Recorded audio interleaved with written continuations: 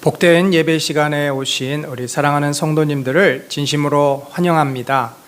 이제 우리 함께 같이 기도합시다. 하나님, 주님께서 어렵고 힘든 시기를 또 잘 견디며 넘어가게 해주시니 감사합니다.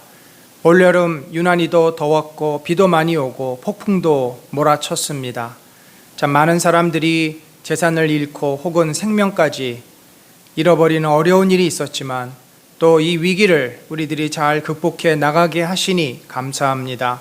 주님, 이제 하늘이 높고 또 햇볕이 따갑고 또 들녘에 곡식이 익어가는 귀한 가을을 또 저희들에게 허락하심을 감사합니다.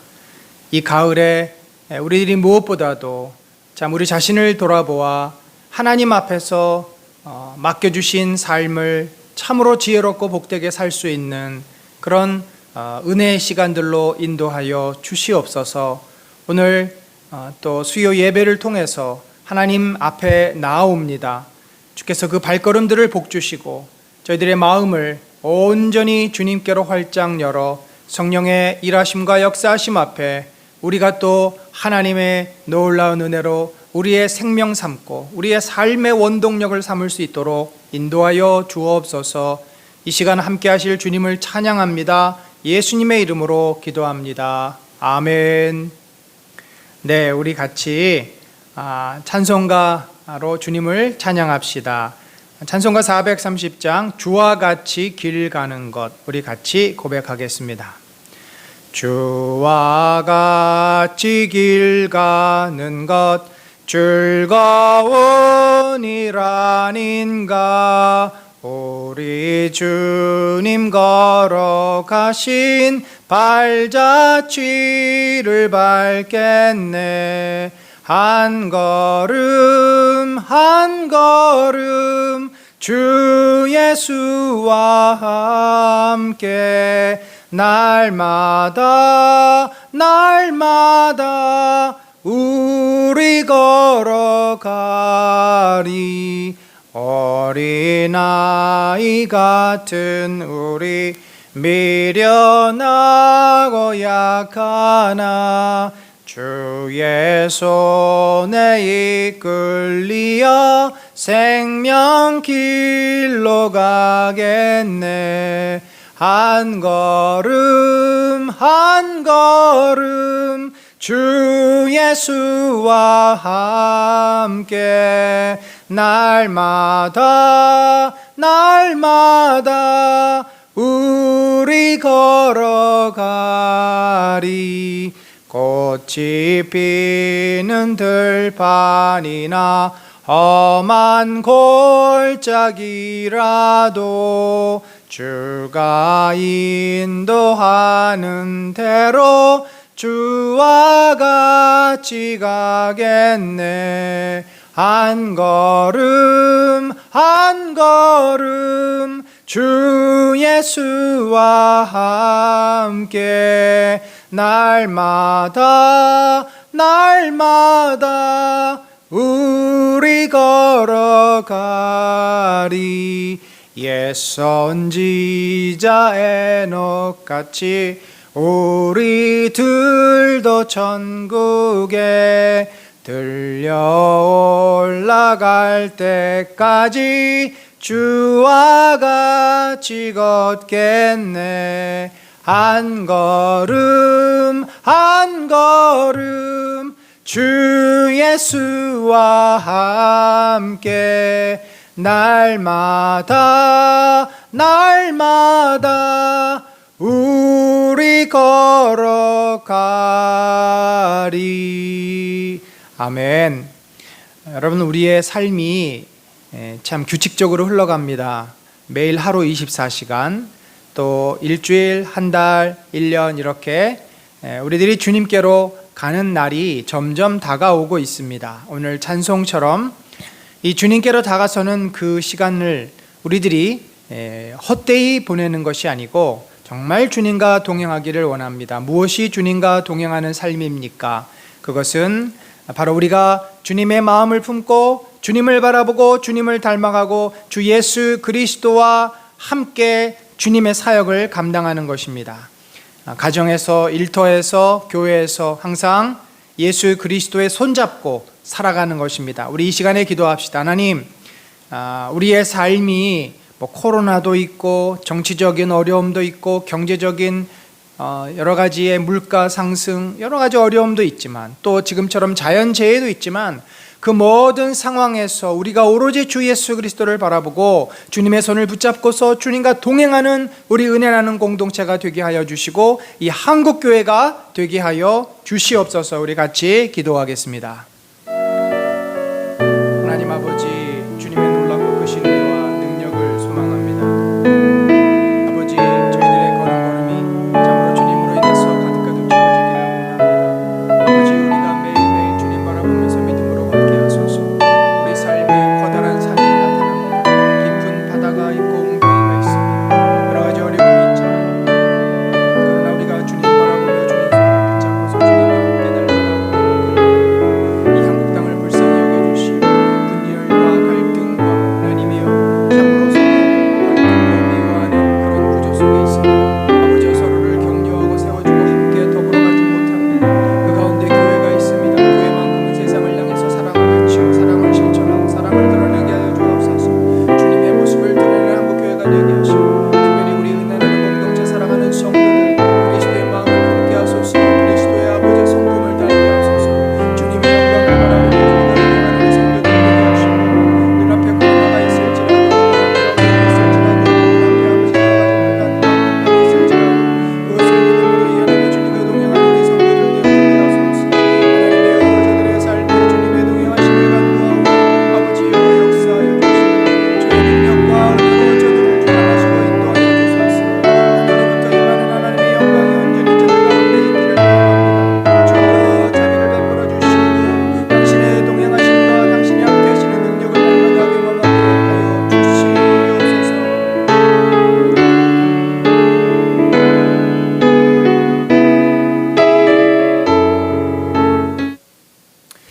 우리 이 시간에는 찬송가 549장 내 주여 뜻대로 우리 같이 고백하도록 합시다. 찬송가 549장 내 주여 뜻대로. 내 주여 뜻대로 행하시옵소서. 온 몸과 영혼을 다 주께 드리니 이 세상 고락한 주 인도하시고 날 주관하셔서 뜻대로 하소서. 내 주여 뜻대로 행하시옵소서. 근근 짐 중에도 낙심케 마소서. 주님도 때로는 울기도 하셨네. 날 주관하셔서 뜻대로 하소서. 내 주여 뜻대로 행하시옵소서. 내 모든 일들을 다 주께 맡기고 저 천성 향하여 고요히 가리니 살든지 죽든지 뜻대로 하소서. 아멘.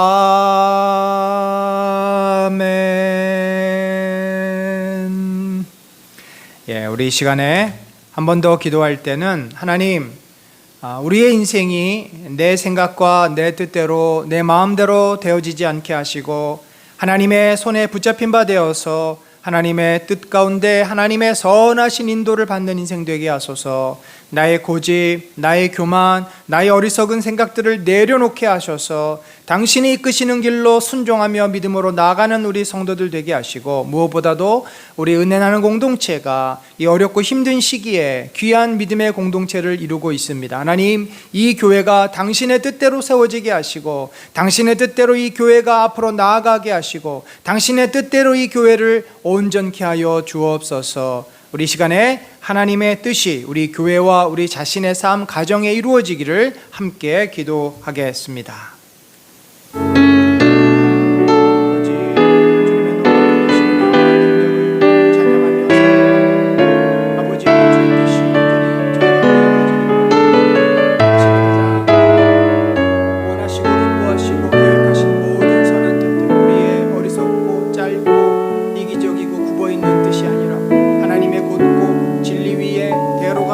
하나님의 영광의 그 뜻이 정말 우리 개인의 삶에서 또 가정에서 교회에서 이루어지기를 원합니다.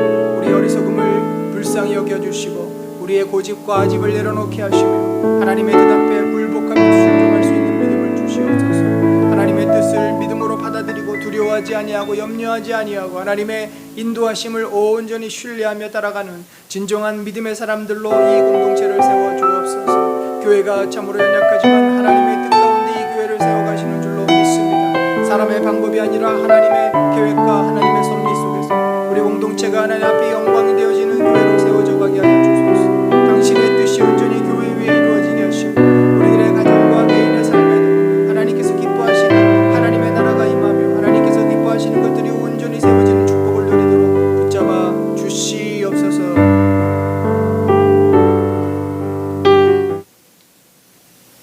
하나님 아버지, 주님의 크고 놀라운 은혜와 사랑에 감사를 드립니다.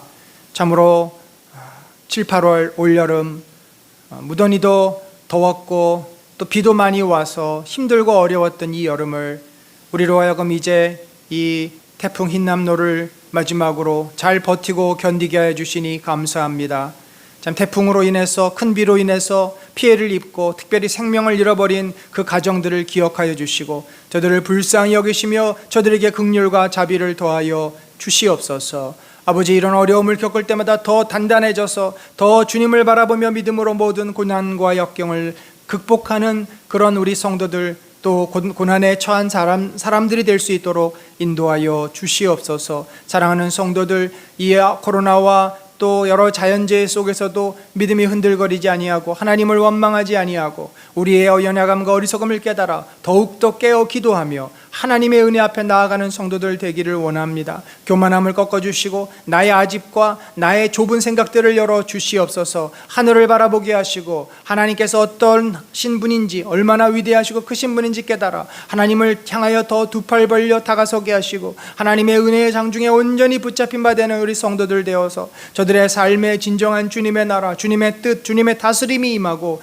또한 아버지 우리 교회 위에도 하나님 기뻐하시는 하나님의 뜻과 하나님 나라가 온전히 임하도록 축복하여 주시옵소서. 주님, 공동체 가운데 몸이 병약하여서 특별히 하나님의 치료하심과 회복하심이 필요한 자들이 있습니다. 우리 이경숙 권사님에게 항암의 놀라운 효과와 또 그 모든 것을 감당할 만한 체력을 주시고 또 우리 최종순 권사님 등뼈가 부러져서 참 골절 상황입니다. 어렵고 힘듭니다. 아버지여, 속히 골절이 잘 치료되어 걷고 다니시는데 어려움이 없도록 인도하여 주시옵소서. 또한 우리 사랑하는 자녀들 입시 가운데 있습니다. 이제 얼마 남지 않은 이 가을의 시험을 준비하고 있사오니 이들이 아버지여 집중해서 흔들거리지 아니하고 최선을 다하여서 나머지 시간을 잘 활용할 수 있도록 집중력과 주님의 함께 하시는 은혜를 더하여 주시옵소서. 주님, 이 시간에 또 저희가 이제 2학기 모든 성경 공부와 훈련들을 또 시작을 했습니다. 이것을 통해서 우리의 영이 맑아지고 영이 깨어나오며 말씀을 붙잡는 우리 성도들 되어지게 하시고, 이로 인해 우리가 10월에 있을 가을 대부흥의 성령의 불꽃 같은 역사와 능력이 나타나며 또 11월에 있을 임직식을 통해서 온 교회가 주님 앞에 자신을 드리는 기쁨의 헌신의 제사가 되도록 축복하여 주시옵소서. 오늘 이 시간에도 저희들에게 말씀하여 주시고 우리가 깨닫고 순종하며 믿음으로 서기를 바랍니다. 주여 역사하여 주시옵소서. 함께 하실 주님을 찬양합니다. 이 모든 말씀 살아계신 예수 그리스도의 이름으로 기도드립니다. 아멘. 반갑습니다. 수요 예배에 오신 사랑하는 성도님들을 환영합니다. 이사야서 성경 공부 12번째 시간에 오신 성도님들도 환영합니다. 이제 오늘 우리가 함께 나눌 하나님 말씀을 살펴보겠습니다. 오늘 우리들이 살펴볼 말씀은 이사야서 40장, 41장 두 장입니다. 제목은 회복시키시는 하나님. 우리 40장 28절로 31절을 교독합니다. 너는 알지 못하였느냐? 듣지 못하였느냐? 영원하신 하나님 여호와 땅 끝까지 창조하신 이는 피곤하지 않으시며 곤비하지 않으시며 명철이 한이 없으시며 피곤한 자에게는 능력을 주시며 무능한 자에게는 힘을 더하시나니 소년이라도 피곤하며 곤비하며 장정이라도 넘어지며 쓰러지되 오직 여호와를 앙망하는 자는 새 힘을 얻으리니 독수리가 날개치며 올라감 같을 것이요 다른 박질하여도 곤비하지 아니하겠고 걸어가도 피곤하지 아니하리로다. 아멘. 자, 여러분, 우리가 이사야서 지금 어디에 와 있습니까? 저 이사야서의 계곡 가운데 부분을 살짝 지나서 이제 드디어 오른편으로 꺾였습니다. 이 이사야서 구조를 V자 형태로 본다면 이 왼쪽 부분은 유다와 또 그 주변의 나라들이 지은 죄에 대해서 하나님이 책망하시고 심판하시겠다는 내용이죠. 물론 그 사이에 책망과 심판만 있는 것이 아니라 그들을 또 어떻게 구원하실 것인지에 대한 이 예언과 또 그들을 심판하시면서 온전한 구원의 완성이 이루어지는 종말에 관한 이야기. 그래서 우리가 묵시적인 내용도 볼 수가 있게 됩니다. 그러니까 이사야서의 왼편 구조는 하나님의 심판과 구원하심에 대한 그런 이야기다. 또 실제로 이사야서 36장에서 39장은 역대상의 내용을 그대로 가지고 와서 요약한 히스기야가 실제로 있었던 당시의 역사적인 사건을 그대로 기록하면서 히스기야 때 압수르의 이 침공을 그가 어떻게 막아내었고 그가 하나님 앞에서 어떤 은혜를 입었고 그러나 그의 또 연약함이 어떤 것인지를 그대로 기록한 그런 서술 형태의 내용입니다. 이제 이 히스기야 때 이사야가 있었을 뿐만 아니라 이 오른쪽 면 40장에서 66장까지는 그 이제 심판과 이스라엘에 대한 회복에 대해서는 말씀을 하셨는데 특별히 심판에 대해서 더 많이 말씀을 하지 않았습니까? 그래서 이 40장 이후는 하나님께서 이스라엘을 어떻게 회복시키실 것인가, 어떻게 구원하실 것인가 하는 내용을 더 자세하게 이제 설명을 해주고 있습니다. 자, 그래서 우리가 이 40장에서 66장을 바라볼 때는 특별히 그 신약의 역사를 염두에 두고 여러분이 살펴보시면 좋겠습니다. 그러니까 단순히 구약에서 구원하시는 하나님일 뿐만 아니라 신약에까지 이제 오실 메시아에 대한 내용이 사실은 이 이사야서 오른편 구조의 핵심 내용이다라고 보시면 좋겠습니다. 자, 오늘 우리들이 살펴볼 40장에서 48장 가운데 이제 이 두 장인데 특별히 이 48장까지는 누가 진정한 신인가, 여호와 하나님께서 너희들이 믿었던 우상과는 근본적으로 다른 절대자 하나님이심을 여기서 이야기를 하고 있습니다. 자, 그래서 우리가 이 회복에 대한 이야기 40장, 41장 두 장을 좀 더 집중적으로 보도록 하겠습니다. 자, 40장은 회복하시는 하나님께서 오셔서 이 땅을 심판하실 뿐만 아니라 회복하신다. 이 회복이라고 하는 단어는 구원과도 같은 의미이죠. 자, 제일 처음에 먼저 나오는 것이 위로하라는 내용입니다. 너희는 위로하여라. 나의 백성을 위로하여라. 너희의 하나님께서 말씀하신다. 예루살렘 주민을 격려하고 그들에게 일러주어라. 이제 복역 기간이 끝나고 죄에 대한 형벌도 다 받고 지은 죄에 비하여 갑절의 벌을 주님에게서 받았다고 외쳐라. 자, 여러분, 이게 예언이지만 이 예언이 선포되었을 그 후에 BC 588년에 예루살렘이 바벨론에 의해서 멸망을 당하고 약 70년간 포로 생활을 한 후에 그들이 돌아오기 시작을 합니다. 그래서 그때를 바라보면서 지금 시점은 훨씬 그보다도 약 100년 이상 앞선 시점이지만, 그러니까 690년, 680년 이사야 말기에 대한 내용이죠. 이사야 말기에 바벨론의 포로로 잡혀갔던 사람들이 다시 돌아와서 이 땅이 회복될 것을 예언하는 내용입니다. 그런데 우리가 이제 쭉 40장, 41장을 바라보면서 팁이 하나 있습니다. 이 내용을 그 당시에 이스라엘이 포로로 잡혀갔다가 회복될 내용을 1차적으로는 의미합니다만, 또 궁극적으로는 이스라엘 백성이 죄 가운데 산지 사방에 흩어지고 하나님의 심판을 받았다가 바로 메시아 예수 그리스도를 통해서 회복되는 것을 의미한다라고 볼 수 있습니다. 그래서 우리가 40장 이후에 나오는 그 구원하시는 하나님, 구원하시는 주님, 야훼 하나님은 주로 누구에 대한 이야기인가? 바로 메시아, 이 엘로힘이라고 하는 주님에 대한 이야기가 바로 메시아 예수 그리스도에 대한 내용이다라고 보시고, 늘 염두를 그렇게 신약에서 이루어지는 구원하심에 염두를 하시면 되겠습니다. 자, 이렇게 이제 위로하여라라고 하면서 드디어 왕이 오시는 소식을 전합니다. 한 소리가 외친다. 광야에서 주님께서 오실 길을 닦아라. 광야에 주님께서 오실 길을 닦아라. 사막에 우리 하나님께서 오실 큰 길을 곧게 꺾내어라. 모든 계곡은 메우고 산과 언덕은 깎아내리고 거친 길은 평탄하게 하고 험한 곳은 평지로 만들어라. 주님의 영광이 나타날 것이니 모든 사람이 그것을 함께 볼 것이다. 여러분, 참 이 사실은요, 이 내용은요, 과거 시대, 이사야가 활동했던 시대에는 정말 기적입니다. 불가능한 일이에요. 아니, 어떻게 광야에 길이 납니까? 어떻게 사막에 큰 길이 납니까? 어떻게 계곡이 메워집니까? 어떻게 산이 깎입니까? 그런데 지금에 와서 지금의 기술, 지금의 인간의 능력으로, 토목 기술로는 이게 다 가능합니다. 저 사우디아라비아, 또 이라크, 오만 이런 사막 지역에 고속도로가 나고요, 광야의 길이 생깁니다. 또 모든 계곡이 메워지고 또 평지로 바뀌고 또 산이 깎여서 그곳에 집을 짓는 그런 일들이 지금 일어납니다. 그러나 고대 시대에는 이것은 불가능한 일이었는데, 이게 뭘 말하는가? 왜 갑자기 이 이야기가 나오나? 고대 시대에 왕이 어디 행차를 갑니다.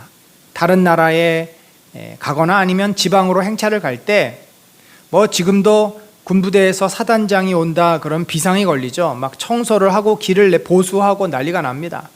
그런 것처럼 왕이 갔을 때는 미리, 왕이 가다가 길이 없어서 가지 못하거나 또 위험한 길을 만나서 사고를 당하면 안 되지 않습니까? 그래서 미리 사절단을 보내서, 미리 선발대를 보내서 길이 없는 곳은 길을 내고 또 돌을 치우고 또 그래서 이 왕이 갈 수 있는 환경을 만드는 겁니다. 자, 그러한 실제적인 어떤 것을 근거로 이제 이스라엘을 구원할 왕이 오시기 때문에 그 왕을 맞이할 준비를 하여라 라는 상징이죠. 역사적으로 실제 왕들이 행차할 때 이런 보수공사가 있었지만 이것은 상징적으로 예수 그리스도 곧 그들을 구원하실 메시아가 올 때 그 메시아를 받아들일 수 있는 마음의 준비를 해라. 자, 여러분, 이것이 누구에게 그대로 적용이 되고 예언이 성취가 됩니까? 바로 세례 요한에 의해서. 세례 요한은 광야에서 외치는 소리입니다. 그래서 이사야의 예언이 세례 요한에게 그대로 성취가 되고, 예수 그리스도는 이사야가 이 40장 이후에 말했던 그 주님, 오실 메시아, 오실 구원자의 그 예언이 온전히 성취되는 것입니다. 그래서 주님의 영광이 나타나기를 준비하는, 자, 세례 요한이 사람들을 어떻게 준비시켰습니까? 마음을 주께 돌이키도록 회개를 시킵니다. 우리가 회개하지 않으면, 다시 말해서 내가 죄인이라는 것을 인정하고 내가 얼마나 큰 하나님 앞에 불순종했고 얼마나 큰 죄인인지 그걸 돌아보기 전에는 하나님을 향하지 않습니다. 인간의 교만함이 그렇죠. 내 스스로 내 인생이 만족스럽고 내가 내 인생의 주인인 것처럼 내 마음대로 사는 자에게는 하나님이 아무리 초청을 하고 하나님이 아무리 불러도 외면합니다. 예수님이 잔치의 비유에서 말씀하셨습니다. 아무리 사람들을 초대해도 나 소를 사서 밭에 나가 시험해 봐야 되고 나 이번에 결혼했고 각자의 삶이 있어서 그 초대를 받아들이지 못합니다. 그래서 세례 요한이 와서 화 있을진저 이 독사의 자식들아 하면서 이스라엘 백성이 그동안 지었던 죄를 낱낱이 지적하고 그들이 마음을 열고 하나님 앞에 회개하며 메시아를 맞이할 수 있는 준비를 시킨 것입니다. 자, 그러면서 이 주님이 인생에게 오시는데, 그들을 구원하시기 위해서 오시는데 그 당시에 이스라엘 사람들뿐만 아니라 많은 고대 근동의 민족들이 이 엘로힘이라고 하는 존재, 신이라고 하는 존재는 인간보다 좀 더 강하고 힘이 있는 존재로 생각을 합니다. 그러니까 절대자라는 개념보다는 그 신은 힘이 있어서 인간을 지배하고 다스리고 우리에게 많은 유익을 가져다 주는, 전쟁을 이기게 하고 때로는 비도 주고 하는 그런 어떤 굉장히 그 실용적인 차원에서 파워를 가진 그런 어떤 능력자로 생각을 합니다. 근데 성경에서 말하는 하나님은 그런 분이 아닙니다. 그런 인간이 생각할 수 있는 능력자가 아니라 그것을 훨씬 뛰어넘는, 한마디로 영원이라고 하는 시점에서 인간의 이 유한한 것을 극복하고 넘어서는 무한한 존재시다. 그래서 이사야는 이 하나님이 어떠하신 분인지에 대한 언급을 자주 합니다. 자, 여기도 보면은 너는 외쳐라. 무엇을 외쳐야 됩니까? 모든 육체는 풀이요 그의 모든 아름다움은 들의 꽃과 같을 뿐이다. 자, 인간을 무엇에 비유해요? 들의 풀에 비유합니다. 여러분, 들의 풀이 어떻죠? 제가 그 2004년도 LA에 안식년으로 1년 동안 있었는데, 그 처음에 갔을 때는 이제 그 언덕에, 산이 있는데 언덕에 여름이었나 그랬어요. 여름이었는데 언덕에 풀이 다 말라 비틀어져 가지고 아주 그냥 누런색이었습니다. 풀이 없었어요. 그런데 이 여름이 지나고 가을이 좀 지나면서 늦가을이 오니까 비가 오더라고요. 그러니까 건기가 지나고 우기가 온 거죠. 그래서 늦가을 겨울이 되니까 거기 이 큰 언덕이 파란색으로 바뀌는 겁니다. 아주 잔디밭색으로 바뀌어요. 그래서 이 풀이라는 것은 강력한 햇빛이 비치면은 금방 타들이지만 또 비가 오고 수분이 있으면 또 금세 파랗게 되는, 한마디로 이 풀이다 하면 쉽게 죽었다가 쉽게 살아나는 그 존재가 굉장히 일시적이고 유한한 그것의 상징물이죠. 들의 꽃 마찬가지 않습니까?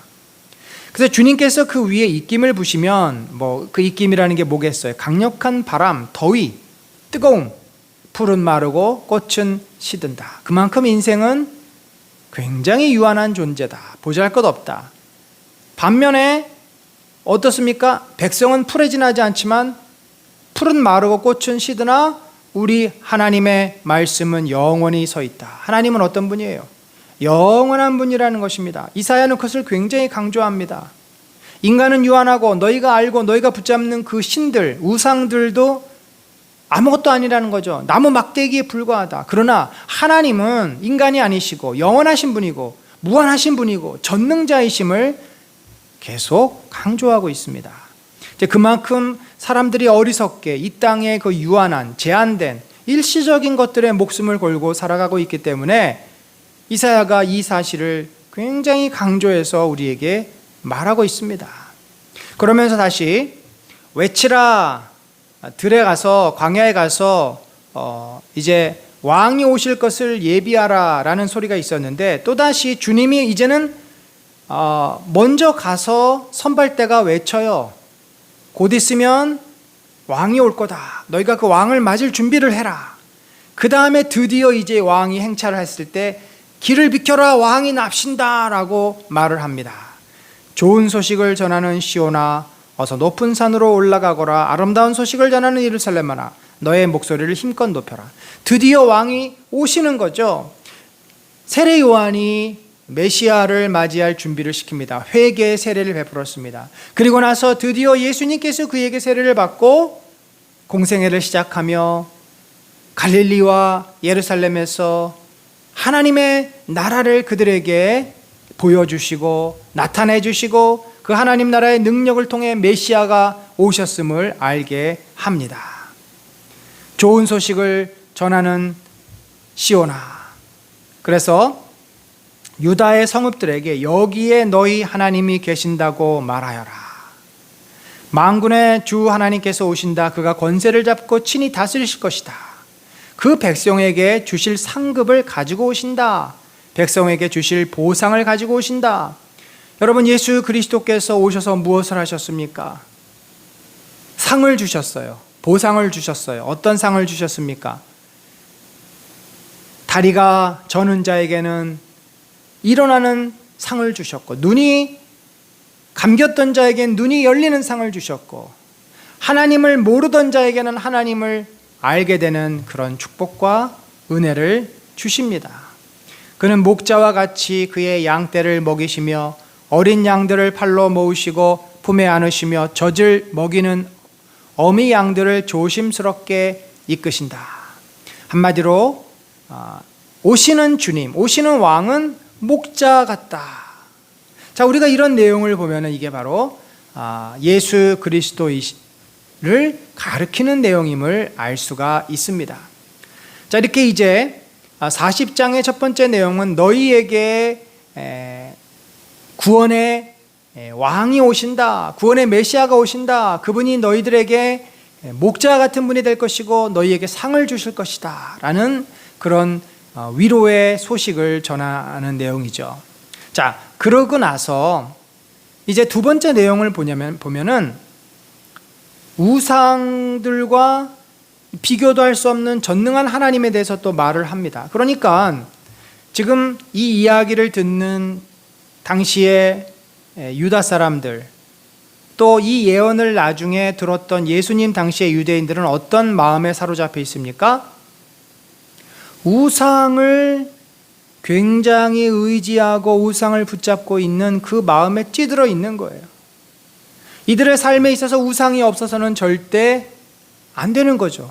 하나님에 대해서는 막연하고 하나님에 대해서는 제대로 알지도 못하면서도 우상은 이들이 다 붙잡고 있어요.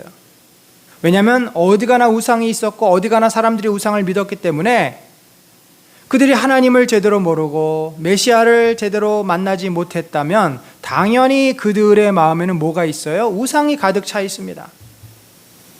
그래서 이사야는 이 메시아가 오셔도, 예수 그리스도께서 오셔도, 왕이 오셔도 우상에 사로잡혀 있는 자들에게는 아무런 의미가 없다는 것을 알기에 계속해서 너희가 진정한 하나님을 만나기 위해서 너희가 붙잡고 있는 어리석은 것들을 버려라. 어찌 감히 그 우상과 하나님을 비교할 수 있느냐라고 하나님의 위대하심, 크심을 강조해서 말하고 있습니다. 자, 18절에 보면은 제가 이 부분은 12절, 18절, 20절 이 부분은 좀 제가 이렇게 순서를 바꿔봤습니다. 우리가 이해하기 쉽게. 창조주 하나님을 무엇과 비교하겠느냐? 너희가 하나님을 누구와 같다 하겠으며 어떤 형상에 비기겠느냐? 어떤 형상에 비기겠느냐? 그 하나님을 이 사람들은 자꾸 눈에 보이는 형상으로 만들려고 하고 그것을 하나님이라고 그러고 모세가 송아지를 하나님이라고 그랬고 그런 습관들이 있는 거죠.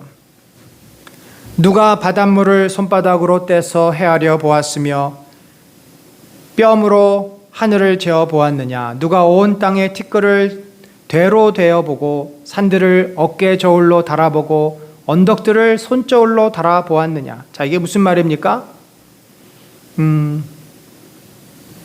이 천지 만물을 주장하시고 그것을 다스릴 수 있는 능력이 있는 신이 누구냐라는 거죠. 그럴 만한 우상은 없다는 것입니다. 그에게는 문나라가 고작해야 두레박에서 떨어지는 한 방울 물이나 저울 위에 티끌과 같을 뿐이다. 섬들도 먼지를 들어 올리듯 가볍게 들어 올리신다. 하나님이 얼마나 위대하고 크신 분인지 이 큰 나라가 우박에서 뚝뚝 떨어지는 물방울 하나만큼도 못하다. 이 저울 위에 있는 티끌이나 먼지와 같은 존재다. 그러니 그 하나님이 얼마나 위대하고 크신 분이겠습니까? 또 이 하나님은 창조주로서 전지전능하시다. 땅 위에 저 푸른 하늘에 계신 분께서 세상을 만드셨다. 땅에 사는 사람들은 하나님 보시기에는 메뚜기와 같을 뿐이다. 그는 하늘을 마치 엷은 휘장처럼 펴서 사람이 사는 장막처럼 쳐놓으셨다. 참 재미난 표현 아닙니까? 장막을 쫙 펼치듯이 하나님께서 하늘을 쫙 펼쳐 놓으셨다는 거죠. 그러니까 하나님께서 그 공간을 창조하신 것입니다. 우주라고 하는 공간을 쫙 펼쳐서 창조하셨다. 그는 통치자들을 허수아비로 만드시며 땅의 지배자들을 쓸모없는 사람으로 만드신다. 이 세상의 통치자들은 풀포기와 같다. 심기가 무섭게 하나님께서 입김을 부셔서 말려버리시니 마치 강풍에 날리는 건불과 같다.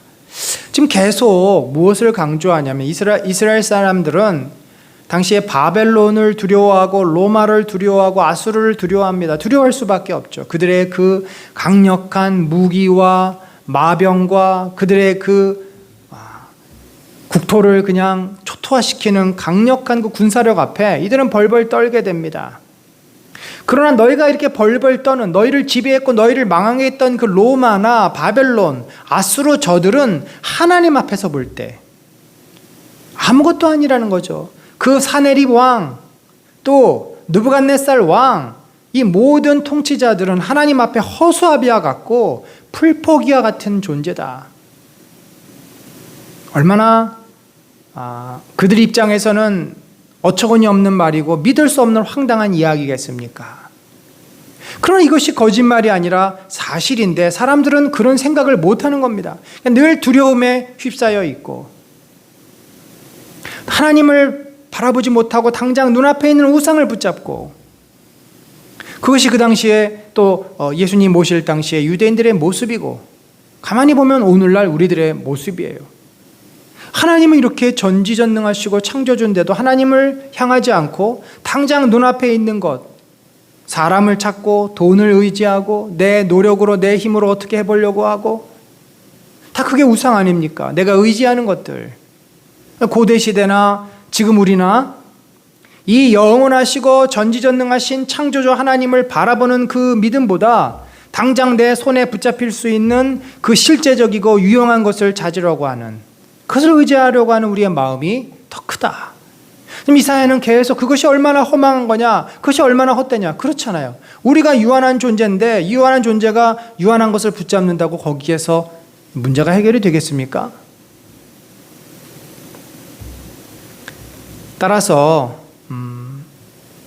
이사야는 그 무시무시한 바벨론에게 포로로 잡혀갔다가 고통당하는 그들의 입장에서 하나님을 원망하는 거죠. 하나님, 정말 당신 살아계신 우리한테 어떻게 이러실 수 있습니까?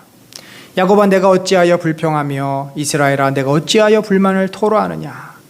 어찌하여 주님께서는 나의 사정을 모르시고 하나님께서는 나의 정당한 권리를 지켜주시지 않는다 하느냐? 분명 이들이 하나님을 찾기는 찾았지만 자기들의 그 문제가 해결이 안 되니까 포로로 잡혀갔잖아요. 모든 것을 잃어버리지 않았습니까? 계속해서 하나님을 원망하고 신뢰하지 못합니다. 그런데 그들이 왜 포로로 잡혀갔습니까? 그들이 왜 고난을 당합니까? 하나님께서 일부러 골탕 먹이려고 그러신 겁니까? 하나님은 원치 않으셨어요. 그들을 포로로 보내시기를 원치 않으셨습니다. 그런데 그들이 스스로가 그 영원하신 하나님을 잃어버리고 붙잡지 않고 눈에 보이는 우상과 헛된 것을 붙잡다가 결국 문제의 근본 해결이신 하나님을 놓치고 문제의 지엽적인 해결밖에 못하는 내 힘으로 하려다가 감당을 못하는 거죠. 세상의 힘 앞에 무너진 겁니다. 나보다 더 강력한 사단의 세력 앞에 무너진 것입니다. 그래 놓고 하나님을 원망하는 어리석은 인생 아닙니까? 우리들이 후회하는 일들이 참 많습니다. 그 후회하는 일을 돌이켜보면은 결국 다 내 생각대로 했다가, 내 고집대로 했다가, 내 마음대로 했다가, 정말 겸손하게 기다리며 기도하며 하나님의 뜻을 구하지 않았다가 겪게 되는 일들이 얼마나 많습니까? 너는 알지 못하였느냐? 너는 듣지 못하였느냐? 주님은 영원하신 하나님이시다. 땅 끝까지 창조하신 분이시다. 그는 피곤을 느끼지 않으시며 지칠 줄을 모르시며 그 지혜가 무궁하신 분이시다.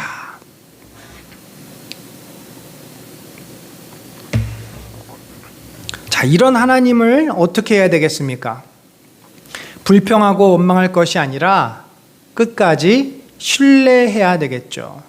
그래서 그 하나님을 신뢰하는 자에게는 어떤 축복이 주어집니까? 피곤한 사람에게 힘을 주시며 기운을 잃은 사람에게 기력을 주시는 분이시다. 비록 젊은이들이 피곤하여 지치고 장정들이 맥없이 비틀거려도 오직 주님을 소망으로 삼는 사람은 새 힘을 얻으리니 독수리가 날개를 치며 솟아오르듯 올라갈 것이요 뛰어도 지치지 않으며 걸어도 피곤하지 않을 것이다. 사람의 힘은 제한적입니다. 아무리 건강하고 아무리 자신의 힘으로 모든 것들을 잘 감당하는 사람이라도 한계가 있는 법이고 어떤 위기를 만나게 됩니다. 그러나 여호와를 소망하는 사람은 그가 무능하고 그가 연약해도 하나님께서 그들을 일으켜 세워주시고 하나님께서 돕는 손길을 주시기 때문에 절대 지치지 않고 낙심하지 않고 절망하지 않고 쓰러지지 않는 법입니다. 결국 인생은 무엇이 지혜입니까? 내 힘으로 살려고 할 때 우리가 갈 수 있는 거리가 제한적이고 정해져 있어요. 내 힘으로 살 때 우리는 나보다 더 큰 힘을 만나면 반드시 무너져야 합니다. 그러나 우리의 연약함을 인정하고 하나님을 의지하는 자는 하나님의 가장 큰 힘이시고 가장 무한하신 분이기 때문에 절대로 사단에게 우리가 끌려가지 않습니다. 절대로 우리가 사단에게 넘어지지 않습니다. 하나님께서 허락하실 때 우리에게 고난은 올 수 있지만 그 고난 속에서도 하나님은 우리를 붙잡고 계시고 늘 우리는 하나님의 능력으로 인생을 감사하며 복되게 살아갈 수 있을 줄로 믿습니다. 그래서 위로하시는 하나님, 구원하시는 하나님을 온전히 신뢰하고 바라보는 자에게 새 힘과 새 은혜를 주신다. 우리가 이 말씀을 믿음으로 받으시기 바랍니다. 자, 41장으로 넘어가면은 41장에서는 그 위로하시는 구원하시는 하나님이 너희들에게 이제 너희가 이전에 생각하지 못했던 새로운 일을 행하실 것이다. 새로운 일을 행하실 것이다. 자, 그 새로운 일이 뭐냐? 첫 번째로 지금 이사야가 말하고 있는 것은 하나님을 무시하고 하나님께 함부로 대했던 이방 세력들, 세상의 사람들, 악한 자들에게 하나님께서 소송장을 발부하셔서 그들을 재판관에게 소집을 합니다. 정말 너희가 나를 무시하고 나를 함부로 대했는데 과연 내가 누구인지, 그리고 너희가 나와 과연 견줄 수 있는지 한번 이 자리에서 자웅을 가려보자. 누가 정말 옳고 그른지 따져보자 라고 그들을 법원으로 호출하신 것입니다. 섬들아 나의 앞에서 잠잠하여라. 백성들아 송사를 가져오너라. 가까이 와서 말하여 보아라. 와서 함께 판가름하여 보자. 여기 백성들은 세상의 권력자들, 하나님을 신뢰하지 않는 세상 사람들을 말합니다. 누가 동방에서 한 정복자를 일으켰느냐? 자, 이 동방의 정복자는, 이사야에서 나오는 동방의 정복자는 고레스를 말하죠. 페르시아의 고레스가 바벨론을 무너뜨리고 이스라엘을 회복시키는 그가 재위 기간이 짧았지만 하나님의 도구로 사용되고 이스라엘 입장에서는 굉장히 중요한 왕이 됐습니다. 누가 그를 가는 곳마다 승리하게 하였느냐? 누가 민족들을 그에게 굴복하게 하였느냐? 자, 이렇게 이제 하나님께서 세상의 역사를 주관하고 계신다. 누가 그를 왕들의 통치자로 만들었느냐? 그의 칼은 그들을 쳐서 티끌처럼 만들고 그의 활은 그들을 흩어서 건불처럼 날리게 하였다. 사람들은 어떤 착각을 해요? 자기의 힘으로 자기가 세상을 정복하고 성공하고 자기의 힘으로 모든 것을 가졌다고 생각을 합니다. 여기 말하는 정복자라고 하는 개념, 이 왕들이라고 했기 때문에 왕의 개념은 바로 우리 자신을 말하기도 해요.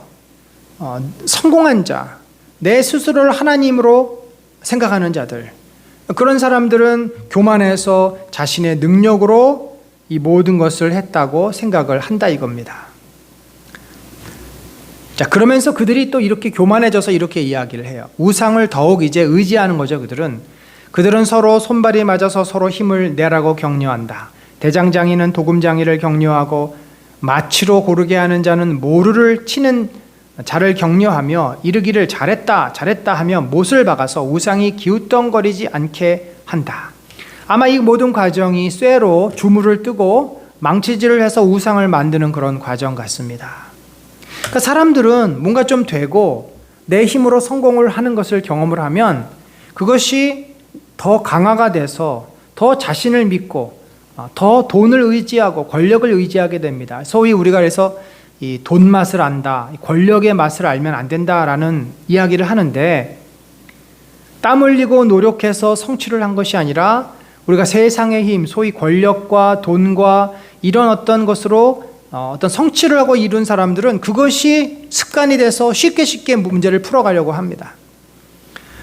이렇게 자신의 힘으로 성공한 사람들은 그것이 강화가 돼요. 그래서 더 자신을 신뢰하고 자기의 힘으로 문제를 해결하려고 합니다. 그러니까 성공한 분들, 돈이 많은 분들, 이런 분들은 예수님 앞에 나오기가 너무 힘든 것입니다. 그분들에게 회개하라, 너는 죄인이다, 하나님밖에 참된 신은 없다 하면은, 야, 내가 미쳤다고 보이지도 않는 그 신을 내가 믿어? 내 주먹을 믿고 내 돈을 믿고 내 힘을 믿을 거야 라고 그들은 그렇게 생각을 하는 겁니다. 고대 시대에도 각 나라의 왕들, 이런 능력자들, 힘을 가진 자들이 그렇게 생각을 했다는 거죠. 그렇지만 그들은 말뿐이고 실제 이 버려진 포로로 잡혀간 이스라엘을 구원해내시고 그들을 회복시키시는 분은 누구예요? 이스라엘이 이전에 이방을 따라서 믿었던 바알도 아니고 아세라도 아니고 우상들이 아니라는 겁니다. 8절에 보면은 그러나 나의 종 너 이스라엘아, 내가 선택한 야곱아, 나의 친구 아브라함의 자손아, 내가 땅 끝에서부터 너를 데리고 왔으며 세상의 가장 먼 곳으로부터 너를 불러냈다. 너는 나의 종이니 내가 너를 선택하고 버리지 않겠다고 하였다. 결국 이 포로로 잡혀갔던 이스라엘을 건지시고 구원해내시는 그 분은 우상도 아니고 사람도 아니고 바로 그들의 여호와 하나님, 아브라함의 후손, 아브라함과 했던 언약의 하나님이시다. 그러면서 그 하나님께서 이스라엘에게 이런 약속을 주십니다. 내가 너와 함께 있으니 두려워하지 말아라. 내가 너의 하나님이니 떨지 말아라. 내가 너를 강하게 하겠다. 내가 너를 도와주고 내 승리의 오른팔로 너를 붙들어 주겠다. 나는 주 너의 하나님이다. 내가 너의 오른손을 붙잡고 있다. 내가 너에게 말한다. 두려워하지 말아라. 내가 너를 돕겠다. 너 지렁이 같은 야곱아, 벌레 같은 이스라엘아.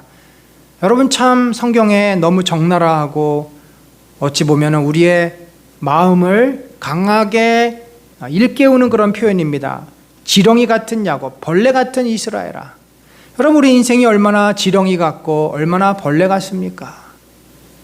연약하고 땅바닥에 기어다니는 존재 같은 자들, 밟으면 꿈틀거리지만 그 강한 힘으로부터 자신을 보호할 능력이 없는 자들, 그래서 늘 두려움과 염려 속에 살아가요. 그런 존재를 향해서 하나님은 지렁이 같은 야곱아, 벌레 같은 이스라엘아, 두려워하지 마라. 내가 너를 돕겠다.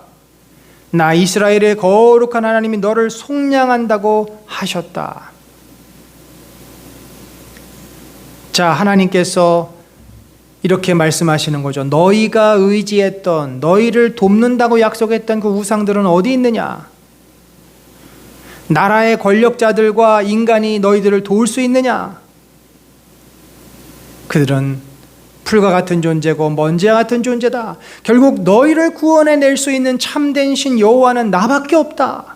그러니 나를 의지하고 나를 잡고 두려워 떨지 말며 나에게로 나오라고 하나님께서 이스라엘을 부르시는 거고, 하나님께서 또 예수님께서 그 당시 로마 시대에 이스라엘 유다 땅에 오셔서 그 유다 백성에게 말씀하신 것이고, 오늘날 우리들에게도 그와 같은 말씀을 하고 계십니다. 오셔서 어떻게 하십니까? 하나님께서 가련하고 빈궁한 사람들이나 물을 찾지 못하여 갈증으로 그들의 혀가 탈 때 나 주가 그들의 기도에 응답하겠고 나 이스라엘의 하나님이 그들을 버리지 않겠다. 또 내가 메마른 산에서 강물이 터져 나오게 하며 골짜기 가운데서 샘물이 솟아나게 하겠다. 내가 광야를 못으로 바꿀 것이며 마른 땅을 샘근원으로 만들겠다. 다 이게 무슨 내용이에요? 광야에는 백향목과 아카시아와 화석류, 들올리브 나무를 심고 사막에는 잣나무와 소나무와 화약목을 심겠다. 그러니까 한마디로 지금 이 말씀은 그 황량하고 버려지고 파괴된 이스라엘을 다시 회복시키겠다는 거죠. 회복의 하나님이심을 말씀합니다. 우리가 예수 그리스도를 알지 못할 때 우리는 나 자신을 의지하고 돈을 의지하고 사람들을 의지하면서 삽니다. 그런데 그 삶이 어때요? 정말 광야와 같아요. 아주 황량합니다. 항상 긴장하고 항상 마음속에 두려움이 있고 또 갈등이 있고 그리고 그것으로 말미암는 고통과 불안함이 늘 존재합니다. 돈과 그 사람의 권력이 나를 도와주는 대상이 되면 우리는 항상 그 앞에 굴복하게 되고 그로 말미암아 마음에 큰 고통이 항상 뒤따르게 됩니다. 마이크 상태가 조금 고르지가 않습니다. 그런데 예수 그리스도 앞에 우리가 오게 되면 그 주님께서 우리의 마음을 어떻게 한다는 거예요? 광야 같고 사막 같은 황량한 마음을 샘물이 솟아나게 하고, 샘물이 솟아나니까 그곳에 생명이 우물투고 나무가 자라고 열매가 맺어지는, 한마디로 인간이 살아갈 수 있는 살맛 나는 그런 삶으로 변화시켜 주시겠다. 여러분, 우리가 예수를 믿는 가장 큰 축복이 그겁니다.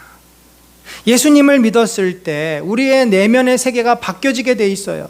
황량하고 두렵고 절망 가운데 있던 자들이 평안을 찾게 되고, 그 예수 그리스도의 그 말씀과 그분의 은혜 가운데 생명이 있기 때문에 생명이 우리를 변하게 만듭니다. 우리 안에 열매를 맺게 하고, 그래서 우리의 인생이 달라지는 거죠. 이런 놀라운 역사가 하나님을 신뢰하고 따르는 자들에게 일어날 것이다. 그래서 사람들이 이것을 보고 주님께서 이 일을 범소하셨다는 것을 알게 될 것이다. 우상은 아무것도 못해요. 막대기에 불과해요. 그러나 살아계신 하나님이 이 변화와 이 역사를 일으키신다는 거죠. 여러분, 우리가 세상 사람들 향해서 가장 강하게 선포할 수 있는 간증이 뭡니까? 하나님께서 나를 이렇게 변화시키셨습니다. 우리가 예수를 믿고 변화됐던 그 놀라운 은혜와 축복들을 사람들에게 선포합니다. 그것이 바로 증거 아닙니까? 하지만 우상들은 어때요? 무능하고 무가치합니다. 하나님께서 아까 그 우상들을 이제 법정에 소환시키셨습니다. 그리고 그 우상들에게 질문을 합니다. 이리 와서 장차 무슨 일이 일어날 것인지 우리에게 말하여 보아라. 지난날에 있었던 일들이 어떤 것이었는지 말하여 보아라. 그러면 우리가 그것들을 살펴 그 결과를 알아보겠다. 아니면 앞으로 올 일들을 우리에게 말하여 보아라. 그러면 우리가 너희들이 신이라는 것을 알 수 있을 것이다. 복을 내리든 화를 내리든 좀 하여 보아라. 그러면 우리가 모두 놀라며 두려워하게 될 것이다. 여러분, 인간이 의지하고 붙잡고 있는 것들은 우리에게 유용할 수 있고 우리에게 어떤 힘이 될 수가 있지만 그것이 하나님처럼 우리를 온전한 생명의 길로는 인도할 수 없다는 것이죠. 여러분, 돈이 얼마나 위대하고 큰 힘이 있습니까? 사실 돈으로 인해서 해결할 수 있는 일들이 참 많아요. 그러나 돈이 전지전능하지 않습니다. 또 우리가 의지하고 있는 어떤 것, 그것 때문에 우리가 그것을 찾게 되죠. 사람일 수 있고 나 자신일 수도 있고. 그러나 그것이 유용하고 나에게 도움이 되고 나를 이 땅에서 살도록 도와주지만 그러나 전지전능하지는 않다는 것입니다. 결국 우상 숭배자들을 하나님께서는 심판하십니다. 참으로 너희는 아무것도 아니면 너희가 하는 일도 헛것이니 너희를 섬겨 예배하는 자도 혐오스러울 뿐이다. 내가 북쪽에서 한 사람을 일으켜 오게 하였다. 나의 이름을 부르는 그 사람을 해 뜨는 곳에서 오게 하였다. 자, 이 사람이 다시 고레스 왕입니다. 동방의 왕. 또 이제 우상을 섬겼던 이스라엘 백성 바벨론인들, 그들을 다 심판할 한 왕을 부르신 것입니다. 우상의 무가치함을 또 이렇게 이야기합니다. 내가 우상들을 둘러보았다. 그들 가운데 말을 하는 우상은 하나도 없었다. 어떤 우상도 내가 묻는 말에 대답하지 못하였다. 보아라, 이 모든 우상은 쓸모가 없으며 그것들은 아무것도 할 수 없다. 부어 만든 우상은 바람일 뿐이요 헛것일 뿐이다. 자, 여러분, 이제 말씀을 맺으십시다. 이사야가 왜 이렇게 우상에 대해서 이야기를 할까요? 그 우상을 법정에 소환시켜서 우상 숭배하는 자들을 다 불러서 하나님의 하나님 되심을 증거하며 그들의 하나님을 향한 무지와 불순종과 죄들을 책망합니다. 결국 하나님께서 구원하시기 오셔도 이 구원을 받아들이지 않는 이유가 뭐예요? 여러분, 우리가 주변 사람들에게 예수님을 소개하고 또 전도를 해도 그들이 받아들이지 않는 이유가 무엇입니까?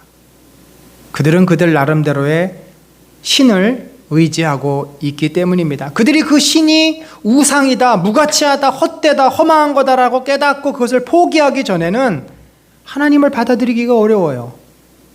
그 중에서 가장 큰 신은 바로 돈입니다. 이 시대, 물질이 만연된 시대, 고대 시대에도 바알과 아세라가 결국은 다 물질이에요. 돈입니다. 바알과 아세라를 찾았던 이유는 농사가 잘 되고 양들이 새끼를 잘 낳기 위해서 바알과 아세라를 찾은 거예요. 오늘날은 그런 미신적인 것, 부적을 산다든지 점을 보러 다닌다든지 이런 사람들은 많지 않습니다만, 그러나 이 물질을 거의 하나님처럼 떠받들고 사람들이 살아갑니다. 그게 없으면 불안하고 투자를 하고 집을 여러 채 사려고 하고, 그러면서 자기가 그거를 쓰지도 못하면서 방바닥에 깔고 앉으면서 그렇게 살면서도 그게 있어야 두려워하지 않는, 그 의지하는 대상이잖아요. 그게 바로 우상이고, 우리가 이 시대에 우상이 없다라고 생각한다면 큰 큰 착각입니다. 여러분, 우리에게 우상이 얼마나 많은지 몰라요. 심지어 나는 돈을 우상으로 생각하지 않아. 자식들을 우상으로 생각할 수도 있어요. 내가 이루지 못한 꿈을 자식을 통해서 이루고자 하는 마음도 있을 수도 있고, 또 그게 아니라 사실 가장 큰 우상은 뭐냐면 우리 자신입니다. 그래서 예수님도 나를 부인하고 자기 십자가를 지는 사람이 나를 따를 수 있다라고 말씀을 하는 거죠. 나를 주장하고 내 뜻대로 살려고 하는 자는 예수님을 따르기가 어렵습니다. 하나님의 말씀을 순종하기가 어려워요. 그게 바로 우상입니다. 사랑하는 성도 여러분, 하나님은 구원하기를 원하세요. 은혜 베푸시기를 원합니다. 우리를 변화시켜 주시기를 원하고, 황폐하고 황량한 우리의 마음과 우리의 삶을 광야가 정말 숲이 되고 나무가 자라고 생명이 움트고 열매가 맺어지는 그런 곳으로 변화되기를 원하십니다. 그런데 왜 그런 일이 이루어지지 않습니까? 여전히 내가 하나님보다 의지하는 것이 있고 붙잡고 있는 것이 있고 하나님을 온전히 바라보지 아니하고 나 자신의 생각 속에 갇혀 있기 때문입니다. 우리가 붙잡고 있는 우상이 무엇인지 곰곰이 묵상하고 돌이켜보고 그것을 내려놓고 하나님을 온전히 바라봤을 때 하나님은 우리를 어떻게 하십니까? 독수리가 날개침같이 우리를 새롭게 하시고 우리에게 힘을 주셔서 우리로 하여금 날아오르게 하시고 우리의 인생을 복되게 살도록 인도해 주실 줄로 믿습니다. 그런 은혜가 우리 모두에게 넘치시기를 간절히 축원합니다. 하나님 아버지 감사합니다. 오늘 우리들이 이제 이사야서 말씀을 통해서 우리가 의지하고 있는, 우리가 붙잡고 있는 우상이 무엇인지 고민합니다. 눈으로 보이지는 않지만 우리 마음을 지배하고 있고 우리가 하나님보다 더 소중하게 여기고 있는 것이 있다면 그것을 하나님 앞에 내려놓게 하여 주옵소서. 그럴 때 하나님께서 우리를 변화시키시고 우리를 구원하시고 우리에게 놀랍고 생명력이 솟아나는 열매들을 주렁주렁 맺게 하실 줄로 믿습니다. 그러기 위해 내 자신이 무엇을 붙잡고 있는지 돌이켜보게 하시고 스스로를 살펴 하나님 앞에 나의 연약한 것들을 고백하며 내려놓는 겸손함과 깨어있음을 허락하여 주시옵소서. 지금은 우리 구주 예수 그리스도의 놀라우신 은혜와 하나님 아버지의 무한하신 사랑과 성령님의 감화 감동 교통하심이 참으로 살아계시고 전지전능하시며 지금도 우리들의 한 영혼 한 영혼을 긍휼히 여기시고 우리를 살리시고 세우시고 우리를 영광으로 인도하시기를 소망하시는 우리 하나님을 신뢰하며 내 마음의 모든 우상들을 내려놓기를 간절히 소망하는 심령 위에 지금부터 영원까지 함께 하실지어다. 아멘.